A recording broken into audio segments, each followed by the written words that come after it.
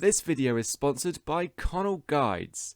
To get your hands on the most intelligent study guides on the market for GCSE and A-level English literature, as well as GCSE and A-level history, visit connellguides.com and use code RS15 at checkout for 15% off your order. You need to watch this video for two reasons. First, I analysed 10 quotations that relate to the character of the nurse in William Shakespeare's play Romeo and Juliet.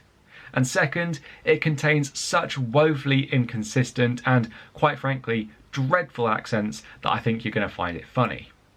So, dreadful accents aside, just who is the nurse and what can we say about her? Let's find out.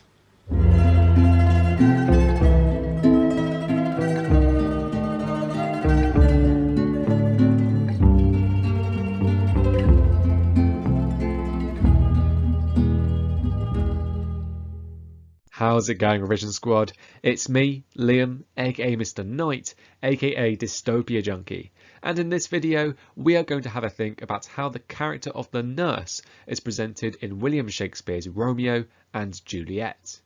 But how exactly are we going to do that? Well, first of all, we are going to have a think about who the nurse is as a character, what her story role is, and what she potentially symbolises, represents, or acts as a metaphor for. After that, it is time to analyse 10 quotations and discuss which impressions they create of the nurse and how Shakespeare's writerly choices inform those impressions. And then in closing, I will pose a big question for you to reflect on so that you can consolidate your understanding of this character. My goal here is to help you out as you study or revise Shakespeare's play. If I am able to do that, please do let me know by liking this video, writing a comment on it, sharing it around with anybody else who might benefit from watching it, and subscribing to my channel too if you haven't already.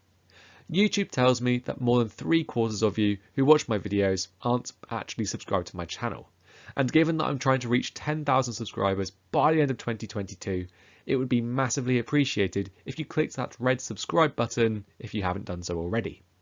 More subscribers enables me to help you out more frequently, and so it really is a win-win for everyone involved. Alright, cringy YouTuber beg out of the way. Just who is the nurse, what is her story role, and what might she represent? So the nurse is Juliet's former wet nurse, which means that she was employed by the Capulet family to breastfeed and take care of the infant Juliet because Lady Capulet was either unable to look after her or because she did not want to. Wet nurses were fairly well respected in Shakespeare's time, and the job enabled working class women to earn a decent wage. Subsequent to being Juliet's wet nurse, the nurse was retained to be her personal servant and guardian, and so she begins the play as Juliet's closest ally. Outside of her profession though, we don't actually know a great deal about the nurse. We know that she is working class, we know that she is a widower, and we know that she has a daughter who is dead and would have been around Juliet's age if she was still alive. Apart from that, we don't know too much about her, perhaps suggesting that she does not have much importance outside of her professional duties. Now the nurse has a few different story roles. First, she possesses an expositional role, meaning that she sometimes tells the audience a lot of backstory. This is seen in how she explains in great detail Juliet's infancy early on in the play. She also behaves as a vehicle to progress the plot. She meets Romeo on multiple occasions on Juliet's behalf, which progresses the story, and she is also the person who discovers the apparently dead Juliet close to the end, which indirectly helps with Friar Lawrence's plan to reunite Romeo and Juliet. Last of all, she is one of the play's major comic characters. Now this is seen in how her dialogue is often written as prose rather than verse, which Shakespeare often uses to indicate comedy, colloquial speech, or the working class. As we will see later on though, the nurse really is a funny character, something that chiefly manifests in her use of sexual innuendos. Thinking a bit more deeply, you could say that the nurse represents the working class and how the upper class treat them, for she is the most prominent working class character in the play. Although Shakespeare's play does not dwell on the theme of class too much, it is through the character of the nurse that he explores it most in his play. Additionally, given that the nurse is Juliet's former wet nurse, you could say that the nurse symbolises Juliet's childhood, or that she is a remnant, remainder, or hangover from the young Capulet's infancy. As such, when Juliet lies to her about her intention to marry Paris towards the end of the play, you could argue that this sees Juliet reject her childhood and mature into adulthood. Okay, I hope that's given you a decent idea about who the nurse is, what her story role is, and what she might symbolise or represent. But if you are going to write about her, you're probably going to want to discuss some quotations, aren't you? Well then, which quotations could we look at if we wanted to chat about the nurse? So let's look at the first quotation in the play that refers to the nurse. It comes from Lady Capulet, who says, "Nurse, where's my daughter? Call her forth to me." Now this tells us two important things about the nurse and how she is perceived. First, Lady Capulet refers to the nurse by using her job role or profession rather than her name. We don't actually know for definite the nurse's name, although we'll come back to that in a moment, because she is almost always called nurse. As such, you could say that it is the nurse's professional identity, rather than her personal identity, that is the defining aspect of her character. This immediately places her within a position of servitude and reduces her autonomy. Ultimately, you could just argue that this sees Lady Capulet treat class distinctions in a way that is appropriate for the time by not being too friendly to her servant. But even if this is the case, it still highlights the nurse's position of servitude. Indeed, this notion of servitude is evident elsewhere in Lady Capulet's dialogue. The combination of a question, "Where's my daughter?" and the imperative, "Call her forth to me," sees Lady Capulet order the nurse around, suggesting that her value to the Capulets lies less in who she is as a person and more in what she does for them as their servant. In this sense, the nurse is somewhat dehumanised, and so you could feel a bit sorry for her. Being bossed around by somebody who does not even acknowledge your actual name is hardly a nice experience, is it? But the thing is, we might actually learn the nurse's name later in the play. During the preparations for Juliet's and Paris's wedding, Lord Capulet says to somebody, "Look to the baked meats, good Angelica." Some scholars suggest that Angelica is the nurse's name, given that it is the nurse who speaks after Lord Capulet's dialogue, whereas others argue that he is just talking to some other servant in his house.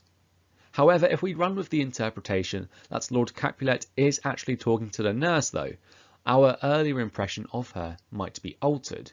Although calling the nurse by her first name might go some way to undo the dehumanisation that she experiences elsewhere in the play, this is literally the only occasion we see it possibly happen. And even then, it's most likely caused by Lord Capulet's ecstatic mood, given that he thinks that Juliet will soon be marrying the high-status Paris. Furthermore, even if Lord Capulet is being somewhat pleasant to the nurse by using her first name rather than her job title, his line, "Look to the baked meats," is still a command, and so he is still bossing her around. As such, regardless of whether or not her employers directly acknowledge her servitude in how they refer to her, the nurse's servitude and the importance of this is highlighted throughout the play. Next, let's consider the nurse's feelings for Juliet, qualities that really help to define her as a character. When Lady Capulet says that the nurse must know that Juliet is of a pretty age, the nurse responds with, "Faith, I can tell her age and to the hour." To me, this line makes it really clear that the nurse loves Juliet. This impression is created by the phrase, "and to the hour," which just means to the hour. And so this line of dialogue sees the nurse confidently state that she knows Juliet's exact age.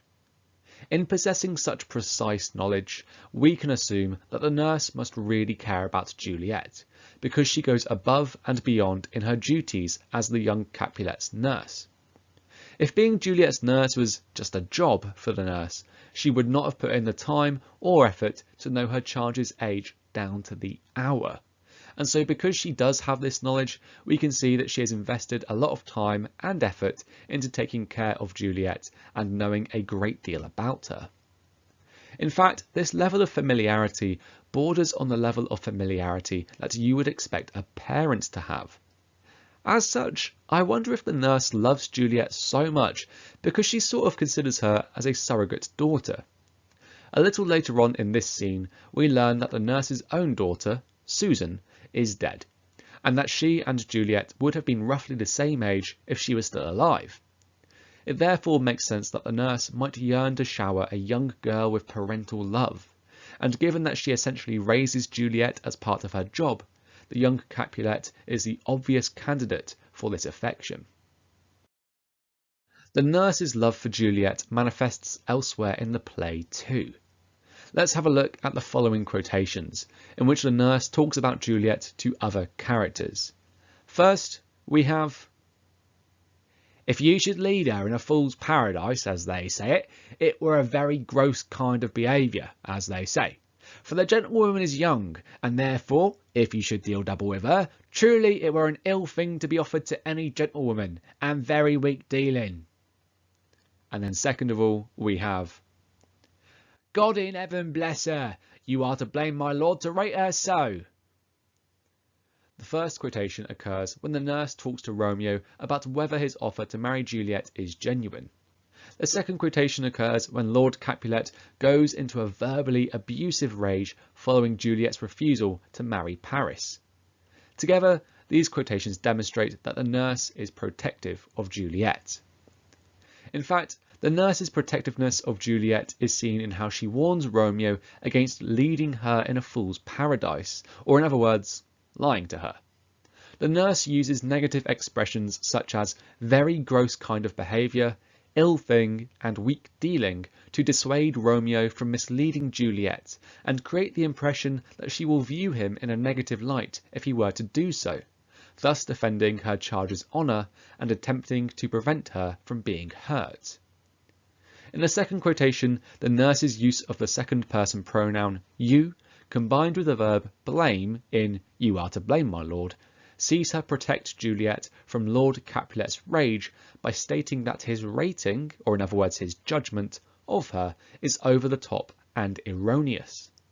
By suggesting that her lord is wrong, the nurse tries to intervene in Lord Capulet's verbal assault and bring it to a close, thus protecting Juliet. In both instances, the addressee of the nurse's dialogue is particularly interesting. Romeo and Lord Capulet are both wealthy, upper-class men, and so they possess a far superior amount of power and status in Renaissance Verona when compared to the nurse, a comparably poor and working-class woman. As such, the nurse's protectiveness of Juliet encourages her to attempt to subvert societal power hierarchies, and, even in the second quotation, disagree with her employer.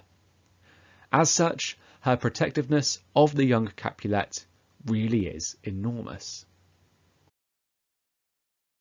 Alright, so I said earlier on in the video that the nurse is a comic character. Well, now it's time for me to prove it. Let's look at two quotations, each of which is addressed to Juliet. Those quotations are, "Though his face be better than any man's, yet his leg excels all men's, and for a hand and a foot and a body, though they be not talked on, yet they are past compare." And, "Sleep for a week, for the next night, I warrant, the county Paris have set up his rest, that you shall rest but little." So in the first quotation, the nurse teases Juliet about Romeo, using superlatives to suggest that he is past compare, and therefore the most handsome man in all of Verona. However, she isn't just funny because she's teasing Juliet. The nurse's humour lies in her use of sexual innuendo. Although most of her teasing seems fairly innocent, remarking on the beauty of Romeo's face and the excellence of his hand and feet, she also lingers on his body and how his leg excels all men's. By commenting on Romeo's body and legs, the nurse begins to sexualise the young Montague. whereas her particular focus on his leg is suggestive of his thigh, groin and sexual organs, given their relative proximity. Shakespeare's audience would have almost certainly picked up on this provocative suggestion, especially because, given that sex was not allowed to be explicitly portrayed on stage, his writings often included innuendos and double entendre designed to excite and titillate them. Now, if you're not convinced by that first quotation containing a sexual innuendo, then let's turn our attention to the second quotation.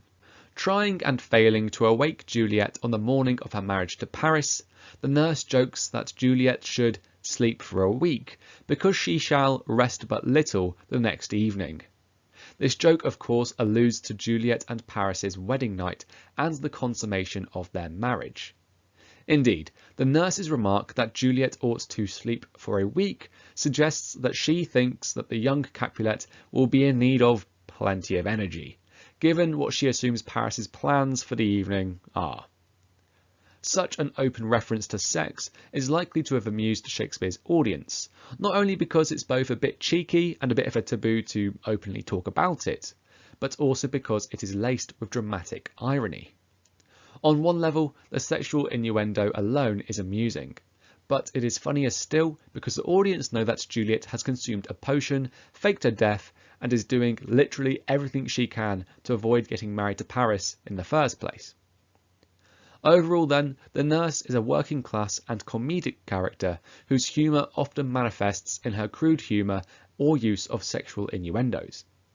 Given that Shakespeare's plays were a form of popular entertainment that drew in many a groundling or working class person, using this more base or universal comic style ensured that his play appealed to an incredibly diverse audience, some of whom may have otherwise been disinterested by a love story between two upper-class characters. Our next two quotations can be found in Act 3. They are, "Hie to your chamber, I'll find Romeo to comfort you," and "Oh nurse, how shall this be prevented?" In these quotations, I argue that the nurse is presented as helpful, but that this helpfulness is expected of her. Let's consider the first quotation.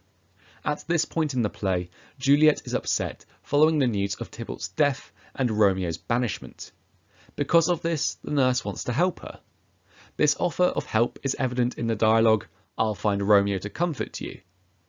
This declarative sentence sees the nurse straightforwardly state what it is that she is going to do, and the strong modal verb will, which is hidden in I'll, sees her express strong confidence that she will be able to achieve her goal. This straightforward and confident expression of what the nurse is going to do to help Juliet, combined with its automaticity, she does it without being asked, after all, shows us that she really is quite helpful. However, Juliet also seems to expect the nurse to help her. This is apparent in the second quotation, which is of course a question, for by asking the nurse how her marriage to Paris will be prevented, Juliet is clearly looking to the nurse for a solution to her predicament. Given that Juliet turns to the nurse in her time of need and implicitly asks for her help, we learn that as much as the nurse often offers to help Juliet without being asked, Juliet does in fact expect the nurse to help her out. And for our last quotation, let's have a look at how the nurse responds to Juliet's death. A short while after discovering the supposedly dead Juliet, the nurse says, "Oh woe, oh woeful, woeful, woeful day, most lamentable day, most woeful day that ever I did yet behold. Oh day, oh day, oh day, oh hateful day, never was seen so black a day as this. Oh woeful day, oh woeful day." Alright, so I think it's pretty clear from these lines that the nurse is incredibly distressed. The frequent repetition of woe or woeful and day suggests not only that the nurse is unhappy, but that she cannot think straight and is in shock.